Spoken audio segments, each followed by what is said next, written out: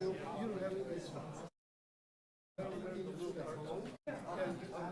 you put it where you put it?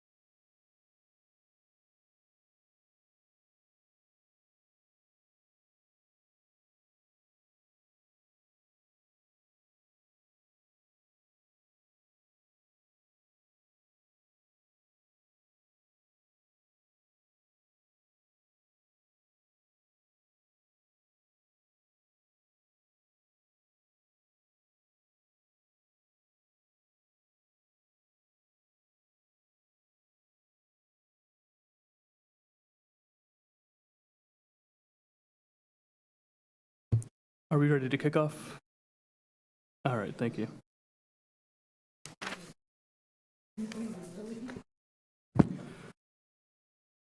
All right, good evening, everyone. Welcome to the January 30th, 2025 meeting of the West Sacramento Planning Commission.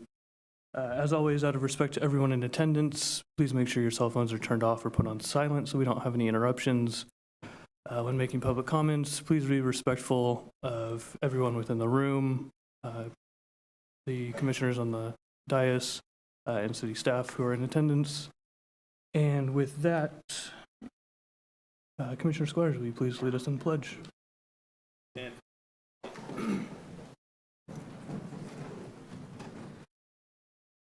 allegiance to the flag of the United States of America, to the republic, nation.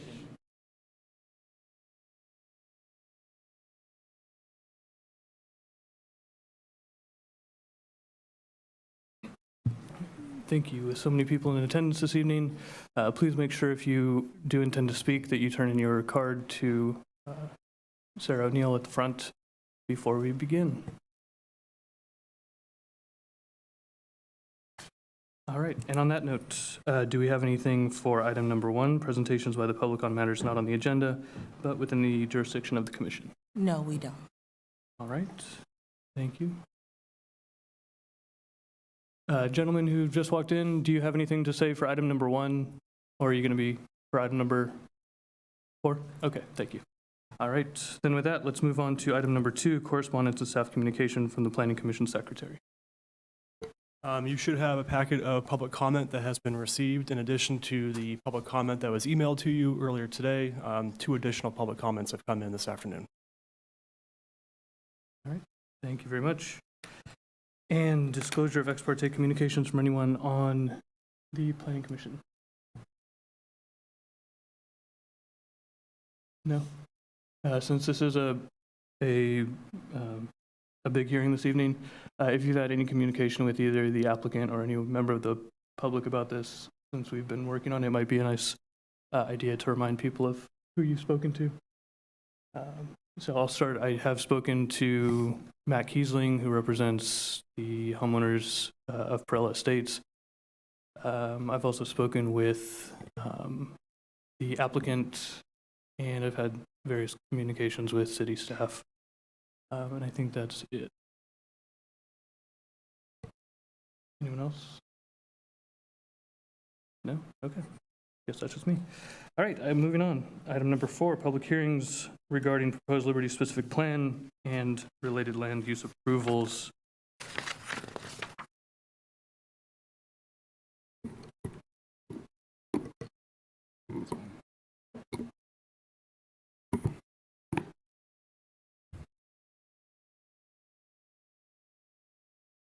Good evening, Chair and the members of the Commission. Tonight, we have the Liberty Project before you.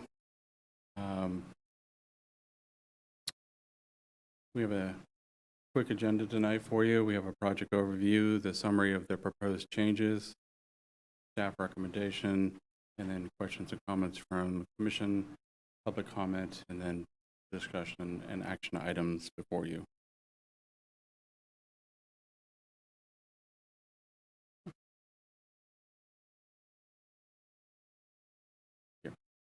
So the project is roughly 342 acres owned by the Pei family, the entire project site.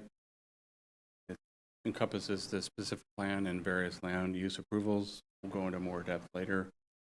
The proposed uses broken down is 1,503 units, 934 detached single family, 209 single family, and 360 multifamily, 10,000 square feet of commercial,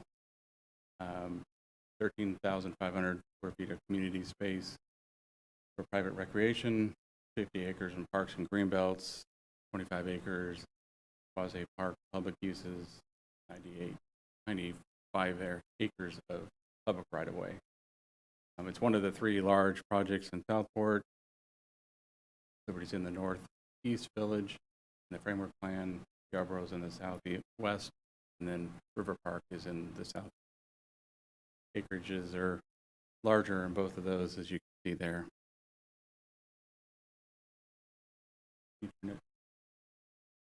Next one.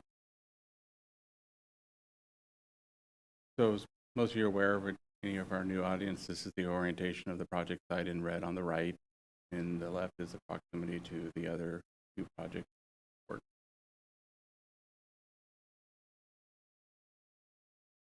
So part of the project is requests include the subdivision map, which you as the Commission have the primary authority on.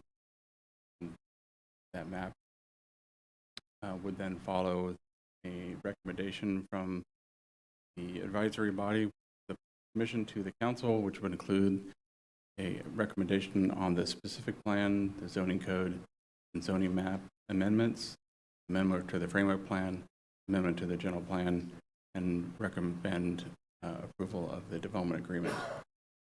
And because the map is in with their authority, that also requires the CEQA to be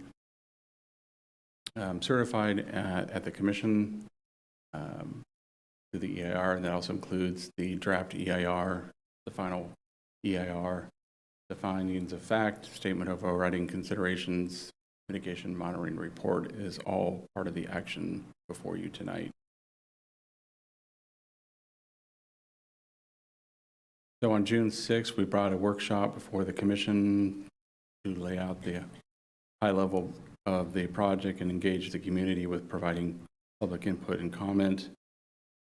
On the October 17th meeting, we brought the entire project for you with all the requested entitlements and all the maps, took public testimony, and the Commission provided staff direction at that time to revise things and bring back for you.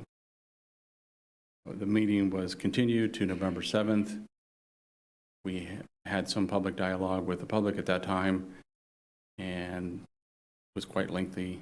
And then at the end decided to continue to the 19th to allow for additional time to revise the documents.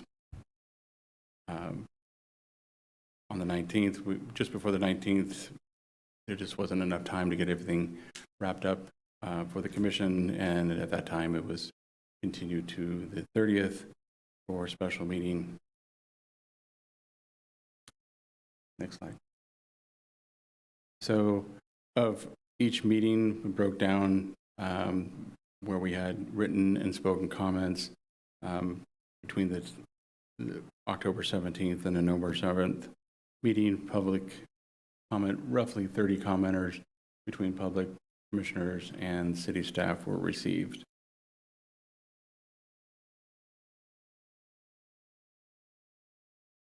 So the three first bullet points were commission direction to staff and the applicant.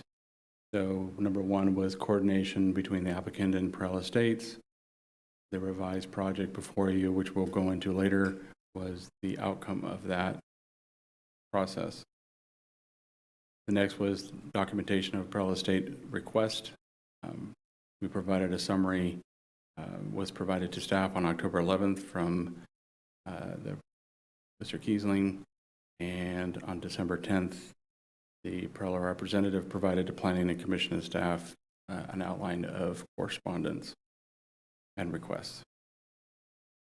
Also included an exhibit that would provide a cross-section of setbacks from property line to property between both of those. We will have that for you later in the exhibit. And then the last one was a staff requirement that a utility infrastructure needed to be widened in order to accommodate the infrastructure, which reduced a lot and needed the corridor to widen from 20 feet to 30 feet. Again, we'll cover that later in another image.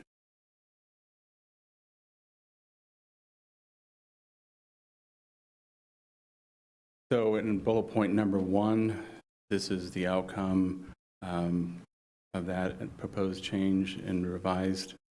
On the left-hand side is the diagram that had Silverleaf and Bladen Street, double loaded, and houses facing west. On the proposed revision in front of you today, the January 2025, removes Silverleaf Street, Bladen Street runs down, reorients the houses facing east, the fronts, and enlarges the lots, roughly 9,600 square feet, and includes a 30-foot railroad drainage ditch behind each of these lots that is not included in the lot.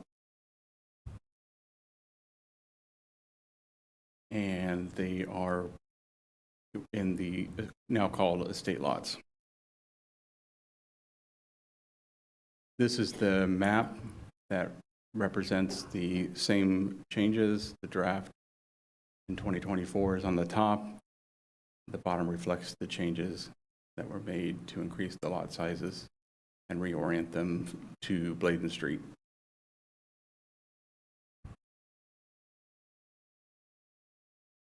The community edge treatment, Exhibit 1020. This is a diagram that provides a cross-section between both properties. The pad elevations of Liberty are roughly 9 feet to 9.8 feet. And then on the Perella side, it's 11 feet. Foxborough Branch Line Trail is roughly 11 to 12 feet along this segment in between both properties. We provided the separation between each project property of 120 feet. And then there's additional setback for the drainage ditch until you get to the property line of the proposed project.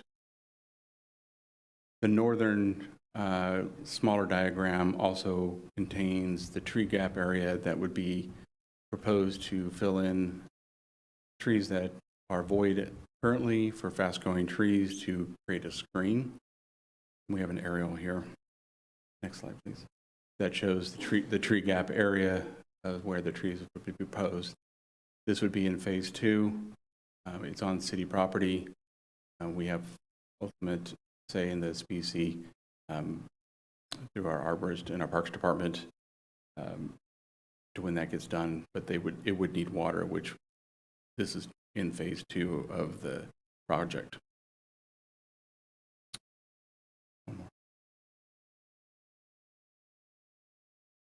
So on this one, on the left-hand side is the previous draft from October. In the lower left, Blanca Street, the lot size was increased in order to keep the existing evergreen trees in a green belt. And so that just basically narrowed the lot to the north to accommodate that, so that it is not on buildable property. On Southman Street, the lots have been widened to basically line up with the Redwood properties, and that did reduce the lots by 3. And the lots will be 1 story, and then the drip line will then demonstrate the setback for an arborist report in the future, which is included as a specific item in the specific plan. Next. On the left-hand side, you can see what you saw in October. Lot P in the southwest corner of the project site, and then what it looks like on the right for you today. And then again on Lambert Street, you can see a little more clearly in the lots that match up. The lots that were reduced on this diagram the lots were reduced, the unit count remains the same, and those were put into the high-density residential on the southeast corner of the project. So here's the Hoopa utility right-of-way, which on the left-hand side had 4 lots with the additional right-of-way needed for the utility corridor. You now see on the right-hand side there's only 3 lots. Again, a reduction of a lot unit was included in the multifamily, so we still have 1,503 units, which is different than lot.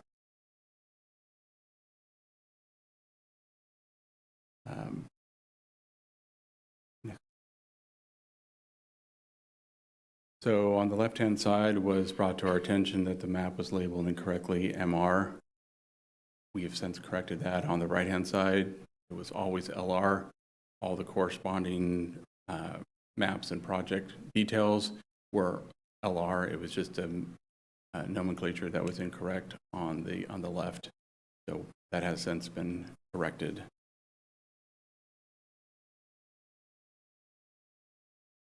And with that, the staff has provided a recommendation in the staff report, and these are item by item of each of one of those.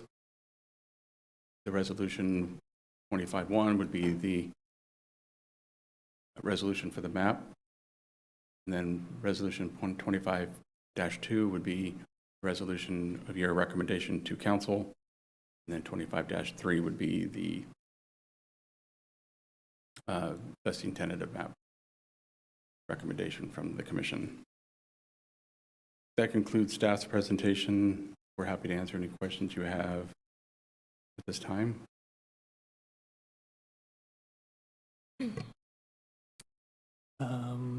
Are there any brief questions from the commission? Okay. Then with that, I believe we have the applicant with us today. The applicant and their representatives are here, yes. Okay. Is there a comment from Mr. Tiefel? No, there isn't. Did you have one planned this evening? Okay.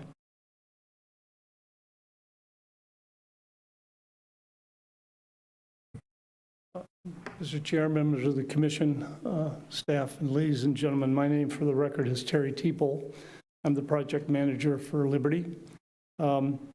Briefly tonight, I just wanted to thank the commission for allowing staff and our team to reconcile the few things that we needed to get done so that the document was in perfect order for you to take action on. That has been done to everyone's satisfaction. And I would simply like to reserve any time for that you might have questions of myself or our team later. Thank you very much. All right, thank you. All right, and with that, we'll open it up to public comment. Do we have any public comment for item number 4? Yes, we do. Ted Henderson.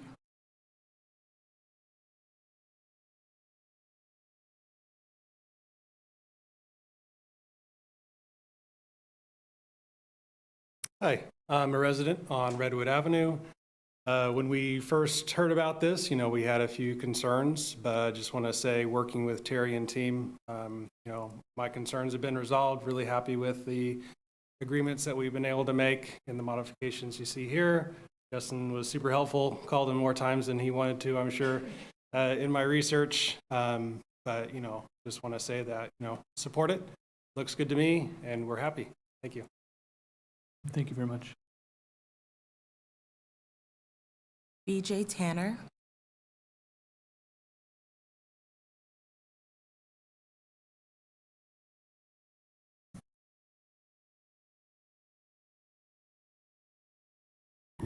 Kind of just reiterate what Ted said. I'm a Redwood resident. We had a lot of concerns with where the houses were and all that kind of stuff, drip lines of the really nice oaks behind us. All those, they sent the arborists out. They let us talk to arborists. They've been really supportive. We were able to make all the adjustments that we want, lot lines, setbacks, and, especially taking into consideration the trees. We were really worried about the trees.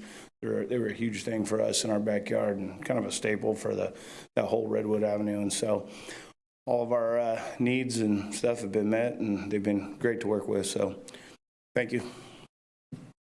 Thank you for your comment. Charles Opferman.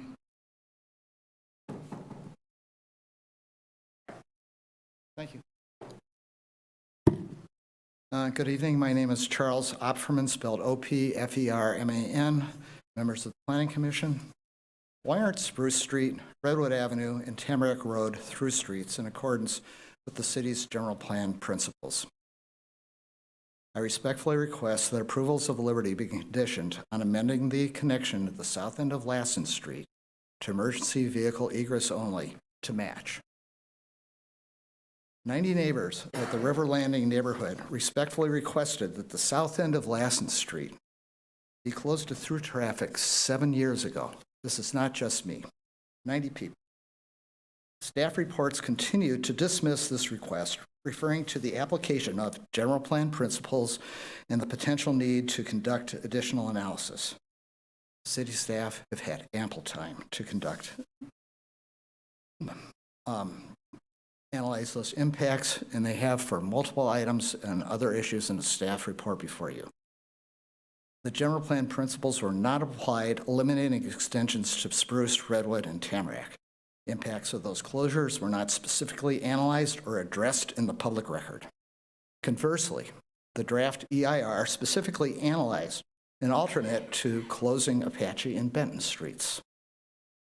And that was done subsequent to the completion of the DKS traffic study by almost a year. There are 26 homes facing Spruce Street, 28 on Redwood. There are 23 on Tamarack.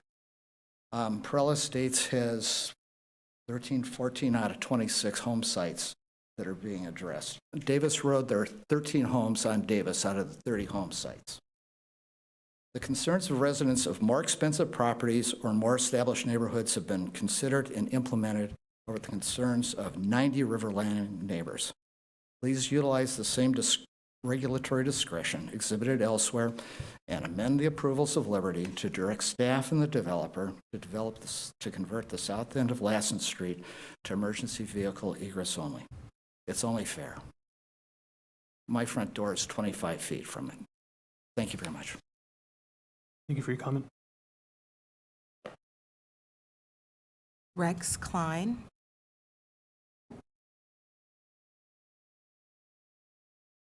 I'm Rex Klein from 3065 Bastogne Court, adjacent to some part of this plan.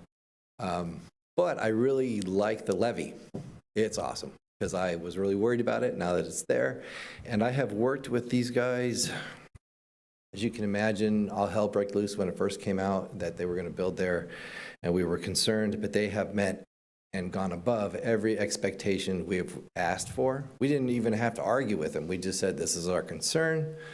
And they came to us and they walked the property line with us and they talked about what they wanted to do and what our concerns were. They were more concerned about our concerns than we were concerned about their concerns. So they made every effort you could possibly imagine to accommodate. And I know Bastogne Court is kind of a interesting place in West Sacramento, but there's some, what do you call it? Strong individuals in that community. And so, but we all agreed that it was a good deal. It was good for everyone, and everyone in the entire court is very happy with what's going on and what can happen. And I would say, I don't like this letter from Matthew Kiesling. I just don't like it. It seems like too little, too late, like trying to put a monkey wrench into something. When we've been waiting 17 years on, or not we, but this family who owns this property has been waiting 17 years for approval to get this project started. And we got a levy out of it. We've got, one thing I want to tell you, then I'll hold it here. When I take an Uber home from the airport, you know what they always tell me when they drive in over there in that area of town? They say, I can't say that in front of you guys. Holy cow, this is the best place I've ever seen. I didn't know West Sac was like this. I didn't know there was anything like West Sac over here like this. And Liberty would make that a common thing to say. And I just think I would take that into account because, what we need is people moving from Cameron Park, El Dorado Hills, wherever you want, and you want to get closer to the city, but you're not in the city, but you're so close you can just taste it. It's 18 minutes by bike from my house. So anyway, please approve it. I'd very much appreciate it. Thank you. Thank you for your comment. Matt Kiesling.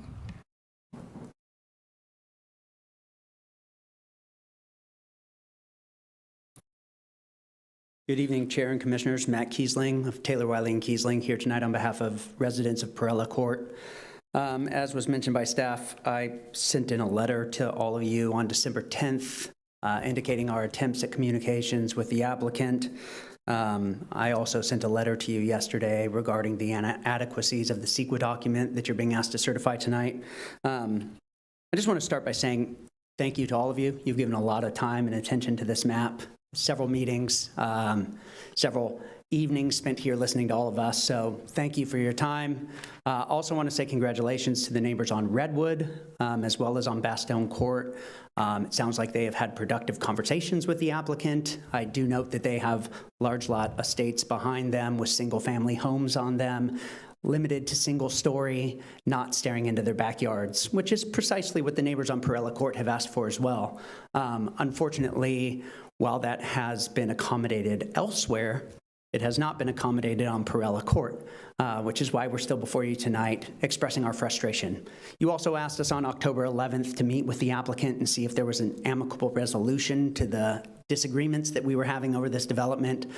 We have reached out to them numerous times, as was identified in the letter that I submitted to you back in December. Since then, we've reached out probably half a dozen more times and have not had any response nor conversation. So while you are hearing from several happy neighbors, and I'm glad to hear that the applicant is reaching out, that is not being done equally across the board to all surrounding neighbors and those that have been challenged by this project and that will be living immediately adjacent to this project. Finally, I would point out, too, that the modifications that were made along the western edge of the project that were shown to you on the graph, while that is true that they removed Silverleaf Road and turned those lots around, which was the request, what they've not shown you is that to the northern half of Liberty, where there are an additional 23 lots, they did not do that. They did not remove the road and turn those lots around. They still are proposing 23 homes, 2 stories, staring into the backyard of Perella Court neighbors, which is why we're here before you today. So it is being portrayed that they made the changes. They made the changes adjacent to 5 of the homes on Perella Court, but they forgot the other 15. Finally, I would just stress, along the lines of my letter, since I've had free time not having discussions, to look over that EIR. I would strongly recommend you not certify the EIR. It has multiple legal flaws. At a minimum, it needs to be updated and recirculated. Particularly, Commissioner Sabelin, you had pointed out last time the changes with respect to flooding. In the draft EIR, they identified a less than significant impact associated with flooding because the mitigation measure in place at the time was to build the levees, then build the homes. Of course, if the levees are built first, that's the mitigation, and then it's less than significant to build the homes. Now they have not had that mitigation in place. They changed it to significant and unavoidable. Thank you for your That's comment. recirculation. Thank you.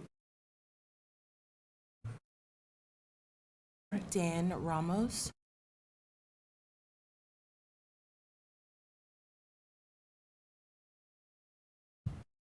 Good evening, Chairman Delgado and members of the Planning Commission. I'm Dan Ramos with Ramco Enterprises here in West Sacramento, and I just wanted to actually speak on behalf of my tenure as 20 years as a trustee on the RD 900 board that does the flood protection in West Sacramento. Just wanted to make sure go on record. By the way, I want to state also, I've been following this project for the last 30 years. This is a really, really well-designed project. I know you have some issues to work out. Please do, but I wanted to give you a bigger picture because I think there's some miscommunication about it. Building homes in West Sacramento is a big part of our flood protection plan. The fees that are generated from building homes help us, through our local share, to do further levee improvements. We are not 200-year certified yet. We are getting there. Homes are how we do it. And also, there's mitigations for traffic and what have you. So I just wanted to go on record that this is how we get our flood protection done in this community, is by building, getting the fees so we can do our local share and finish our project and get us our 200-year protection. Thank you. Thank you. Kevin Kemper.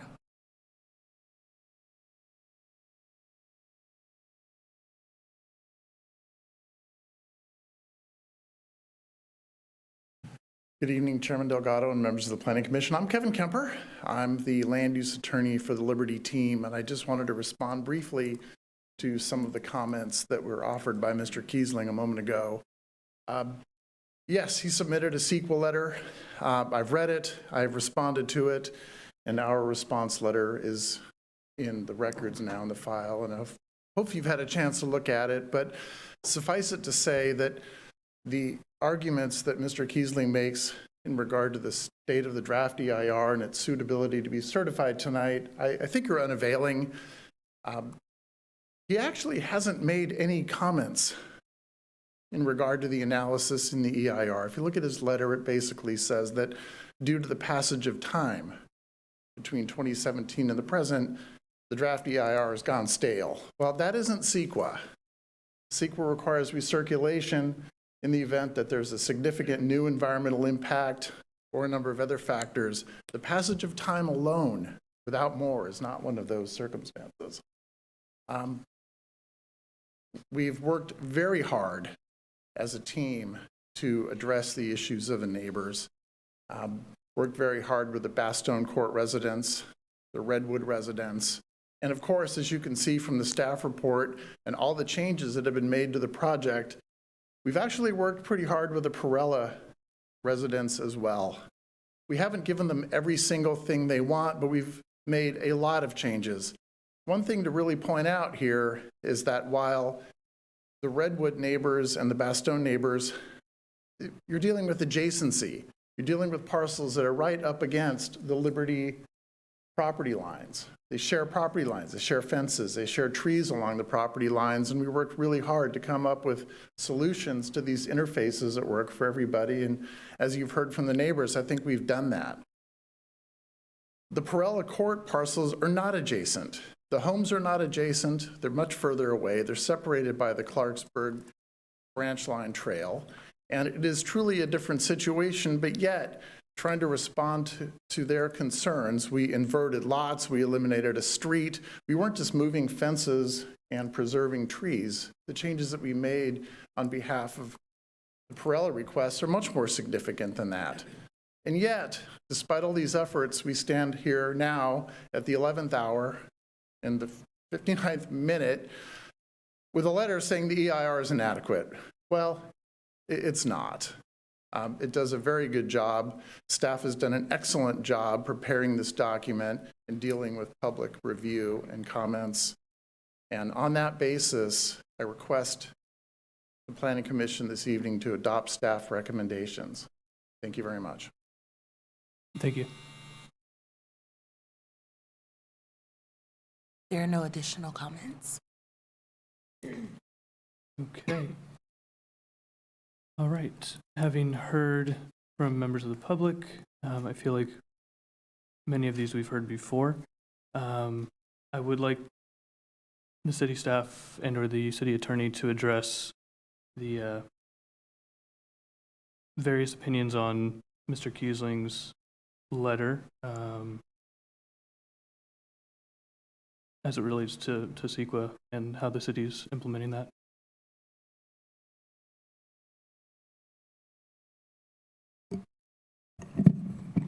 All right, good evening.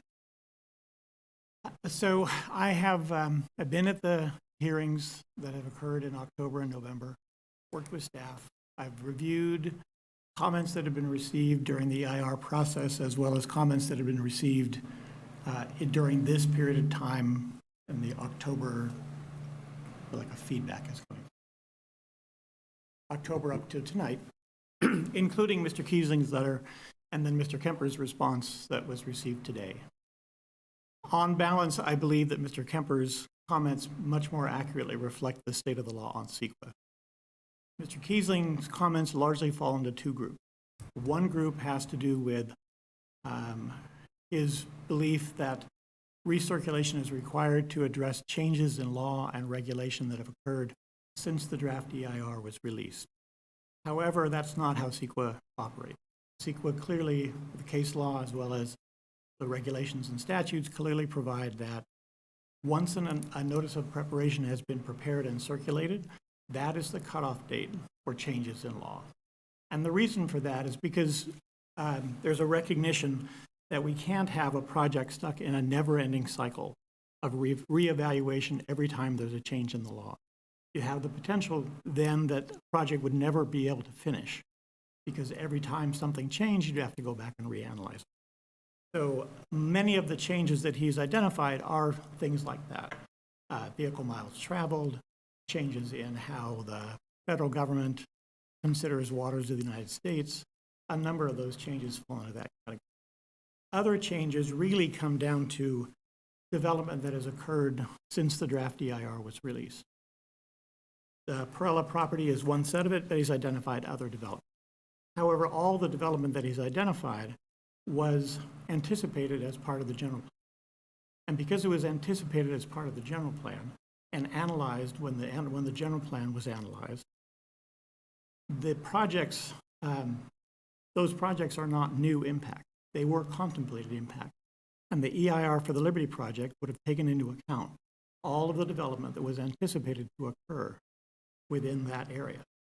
So the fact that there are now neighbors to the west of the Liberty project was contemplated and anticipated. So we can't really look at that as a change in circumstances that justifies recirculation of the document because they were anticipated development. I've also looked at, as I say, the other comments that have been received from a CEQA standpoint. Here's where I come down. I believe that the Liberty EIR properly analyzes the impacts of the project and that none of the comments received raise issues that were not properly considered. I also think that the EIR identifies appropriate mitigation measures, identifies significant unavoidable impacts, and includes an appropriate statement of overriding considerations.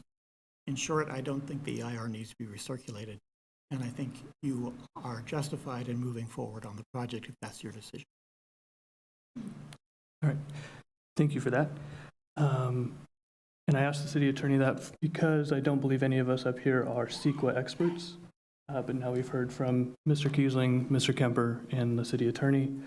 You have that information, and you can use that to help justify whatever decisions we make up here, one way or the other. So hopefully that was helpful for you. It was for me. And with that, I will open it up to discussion and comments, questions from the commission.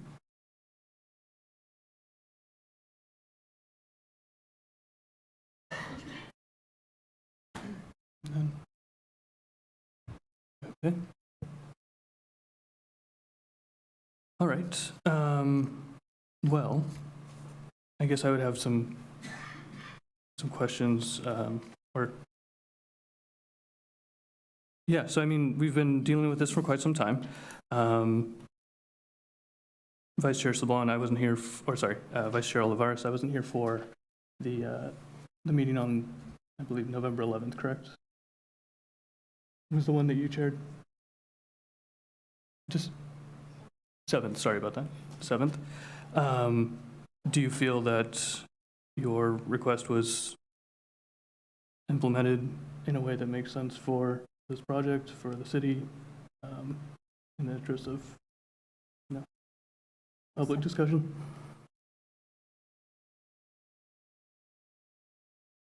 Okay.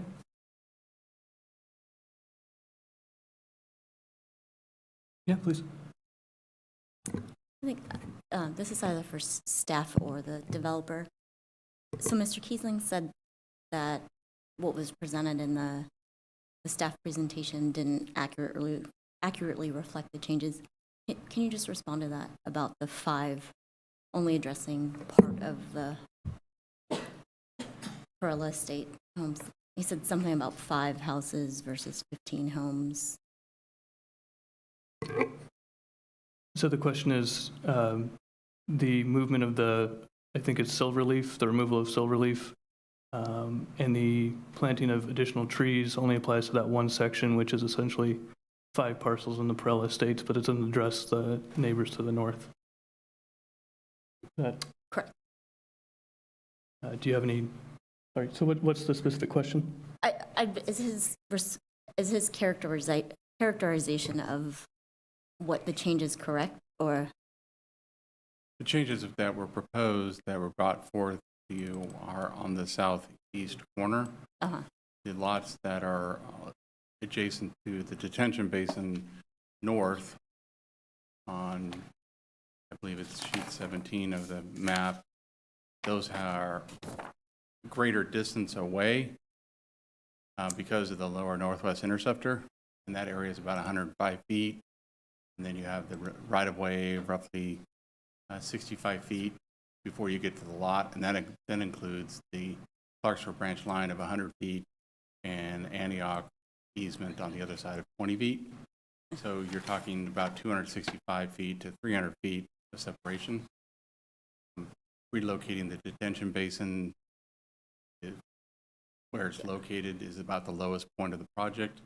Everything funnels there and is in line with the Blacker Canal, close to the east to the main drain. So it's a practical spot to put it. This was designed that the applicant agreed and brought back before you to consider. Okay, thank you. I didn't know it stretched all the way up there. Can we see the cross-section that staff prepared on between Perla Estates and Liberty? It's Exhibit 1020 up. Slide 12. Thank you.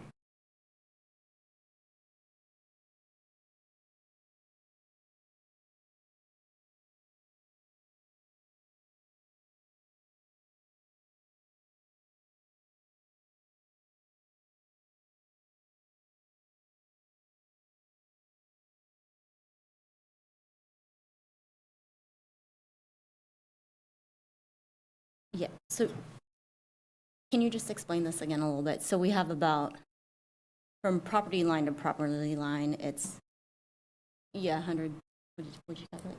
170 feet, is that? So if this is the cross section that you have on the lower image is representation of what you see in the image above with the red arrow. Uh-huh. So the cross section adjacent to NC10 detention basin north is not depicted in this cross section. The setback is actually greater. Uh-huh. And the changes that the applicant proposed were in the southwest corner, which this is the closer plots between Perella and Liberty.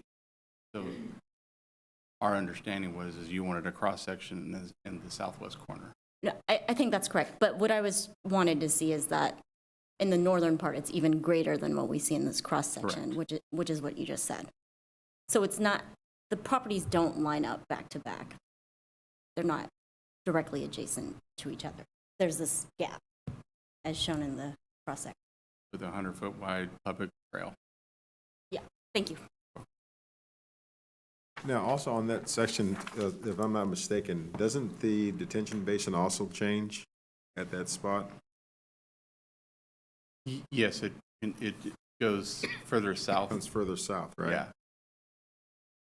And then that also then obviously then would impact the setback where the properties aren't, that weren't necessarily directly addressed by the changes, but it also some of those other properties will be addressed because of the changing of the detention basin.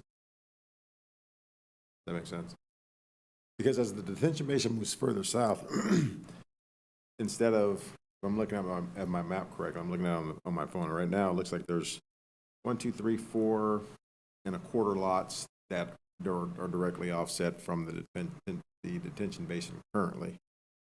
As that moves south, then that would also then encompass a couple of additional lots in that, correct? I'm just trying to get in my bearings from old friend Google Maps here. I'm looking at the current setup and then trying to project in my mind what the future setup of the detention basin is going to look. Sorry, would you please bring up the map of the proposal again, please? So that we can compare, so that Commissioner Jackson can compare the current location. Thank you. Yeah, the only thing the thing that's missing from this is are the Perella lots in relation to the detention basin as it comes south. That's all. That's kind of what I'm referencing there. That's all. Okay. Okay.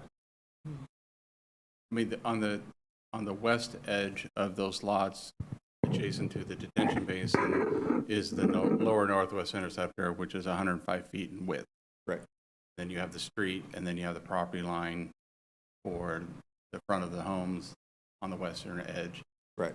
Those homes can't be on Stonegate by city policy. Yeah. So as I look at this map here, it appears that as the detention basin moves south, there are properties that are there, but there's also the green buffer, plus the Clark Birch Trail, plus the tree line, and then the additional feet beyond that before we get to the Perella lots. Right. And then even with the Perella lots, if I'm not mistaken, would be considered the backyard of the lots, not necessarily that looking directly into someone's backyard like my neighbor does at my house. I mean, I'm just talking just from my perspective. So for example, my house I have a single-story home in Bridgeway. My neighbor directly behind me is a 2-story home. And if they wanted to, I don't know why they would, but if him and his wife wanted to look from their bedroom window into my backyard, I suppose they probably could. Not that I would expect that they would, but that being the case, if these were 2-story lots, there would still be quite a bit of buffer, plus the canopy of the trees and trail before they can even get into that type of a situation. Good point.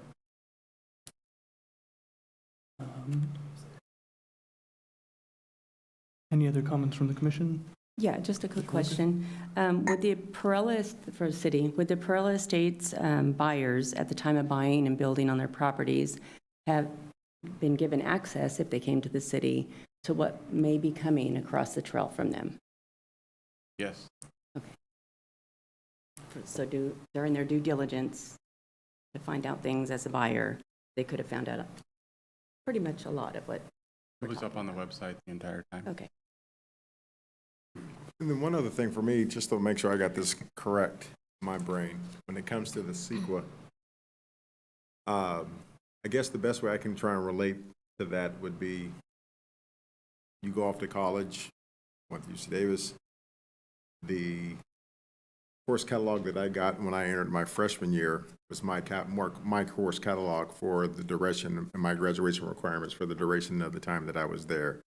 Whereas if they changed the graduation requirements or added additional requirements, say my junior year in college, that doesn't apply to me because I started under a different set of rules and a different set of requirements. So with the CEQA, then, once the project is, the process is started and it's gotten to a certain point, if the laws change, there are additional things that are added into the approval process, because since the project had already been started and been approved to a certain point, that they then are grandfathered into the old stuff and not necessarily required to follow the new stuff. Is that correct? I think that's a good general summarization. I wouldn't use grandfather because it has certain particular meanings, but generally speaking, yes. The idea is that when you get to a point where you have analyzed the environmental impacts of a project, and actually we believe the cutoff point is the notice of preparation of the EIR. But certainly, once you've gotten to a point where you've done your draft EIR, when the law changes after that, and a classic example is going from level of service to vehicle miles traveled as the way of analyzing traffic impact. That analysis was completed under the level of service standard. You are not required to go back and reanalyze a project now using the new standard for analyzing traffic. And that principle carries forward in other changes in law to the point where there's a recognition by the court that a project has to have some degree of certainty, has to be able to move forward knowing in some fashion what the rules are. And so that's your analogy.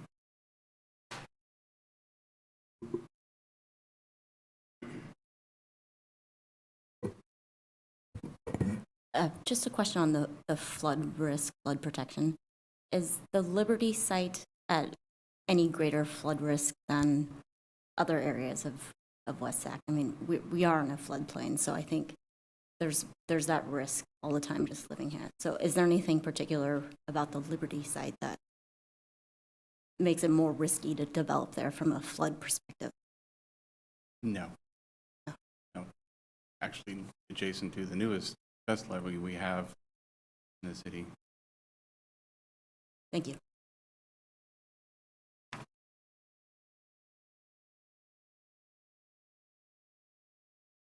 Right. Any additional comments, questions, concerns from the commission? No? Right. Then with that, I will ask for a motion. Yes, please. So just one last question for our city attorney. So your advice is that there's nothing that's been raised that would require recirculation? Yes, that's my opinion. Thank you.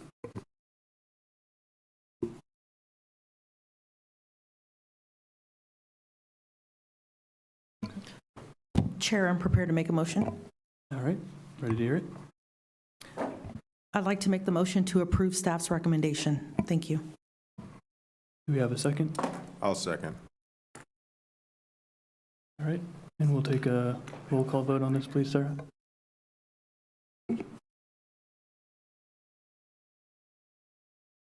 I'm sorry. No, it's okay.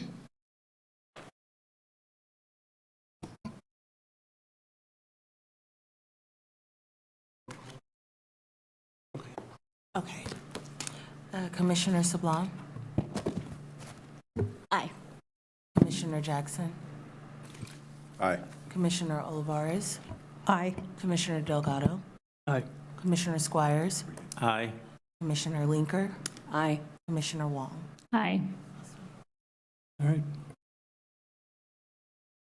Then, thank you. Do we have a comment regarding right to appeal? Any interested party may appeal this matter with the city clerk's office. All right. Thank you very much. That takes us to part 2. Are there any commissioner communications? No. All right. Thank you very much for your time this evening, and we'll see you back for our next meeting.